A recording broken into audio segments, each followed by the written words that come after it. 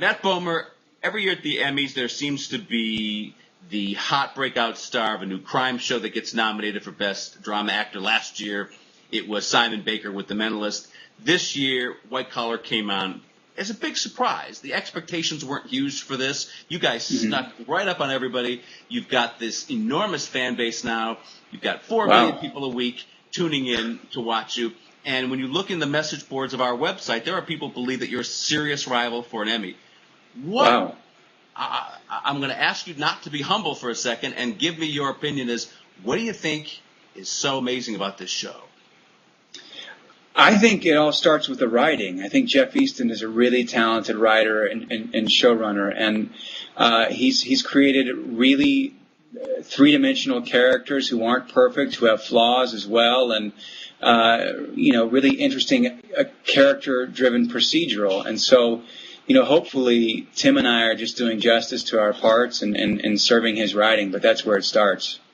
What's interesting about your characters is the complexity of it, because what's in your favor, by the way, at the Emmys is that there's snobs there. Remember, Frasier would win every year, or The West Wing would win every year. And Neal, your character is a snob. This guy plays chess. This guy, is a connoisseur of wine. He's a thug in his way. He's a criminal. Explain the setup of this man.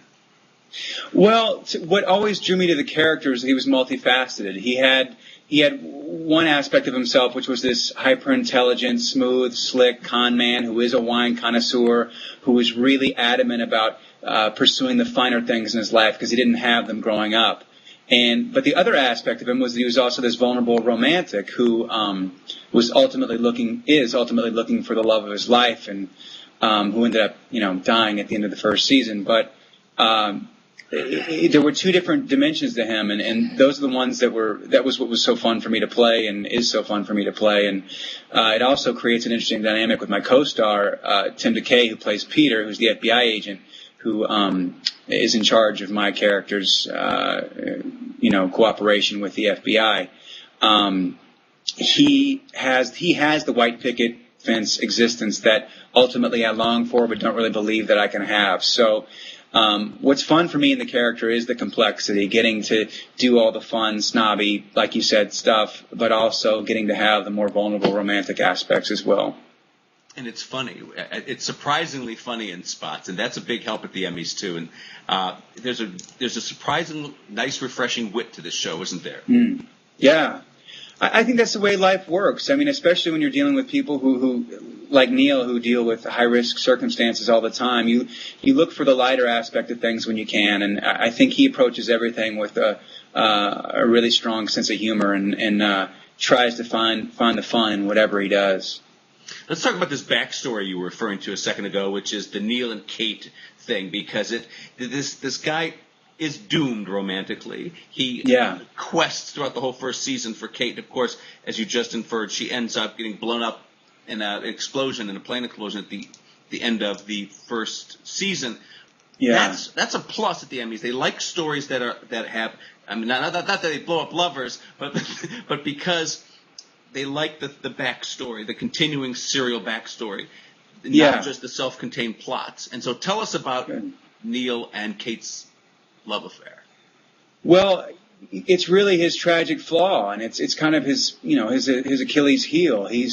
The whole first season was about me getting to her, whatever it took, even when it was irrational, just getting to her. But it's also the reason I got caught in the first place, was trying to find her. And so it was all about this journey of getting to her. And then when I finally did, against all odds, get to her at the end of the season, she died in front of me. And, it was one of those intense experiences on set where I didn't have any expectations going into the scene, but then when it happened, it sort of just, there wasn't really a barrier between pretend and reality anymore. I think I'd been working on the show so long, for so many hours, that it sort of just took over, and it was one of the more intense experiences I've ever had as an actor. That storyline is not over with yet, right? Even though she is dead. In season 2, which begins in July, right? We're going to be seeing flashbacks of Kate. Tell us what Season 2 begins July 13th, and hopefully it's a lot of what people responded to in the first season, which is this sort of witty, fun, playful, character-driven procedural with more serialized long story elements as well. And for me, Neal is not. He's not somebody to sit around and mope about something like this. He's very proactive. So it's a lot of what we had before, but on his personal front, it's about finding who did this to her and why, and how he can avenge her death or make it right, make peace with it in whatever way he can. How involved do you get on the creative side? Do you even meddle with story, with script, or are you a good boy when you go to the office every day and you say, all right, the set, I will do every the and every and exactly as it is on the page? It varies from job to job, but fortunately this job has really been very collaborative from day one. Jeff Easton's amazing about that. And so I try to take part in whatever they let me do, whether it's what my character wears, what he's, how he wears it, how he speaks in any given scene. In this particular medium, you have a different director every episode. You have a different writer every episode a lot of the time. So you're the one who's responsible for making sure your character's voice you stay true to it from episode to episode. So I try to speak up and voice my opinion wherever I feel it's needed or they want to hear it. And then if they shoot it down, I say, okay, well then we'll do it like you want it. and if you had your druthers in terms of Neal's romantic life ahead, will he fall in love again at least this season, or are you going to just get to the bottom of the Kate mystery first? I hope Neal always has a surreptitious aspect to his character, and he maintains a sort of quixotic, mercurial self, and that the moral lines are never clearly drawn, and that he's always flirting with the gray area and pushing the boundaries. And I think he's always going to want that white picket fence existence, but I don't think it's really in the cards for him. I think I would love for him to find somebody intelligent, fun, beautiful, who challenges him and piques his interest in that way, and have a fun Thomas Crown Affair type relationship that way. I think that could be really fun for him. Especially if her name turns out to be Emmy, right? That's a woman's name after all. That's right. Thanks a lot, Matt. Good luck to you at the Emmys. Tom, thank you so much for having me here. You bet.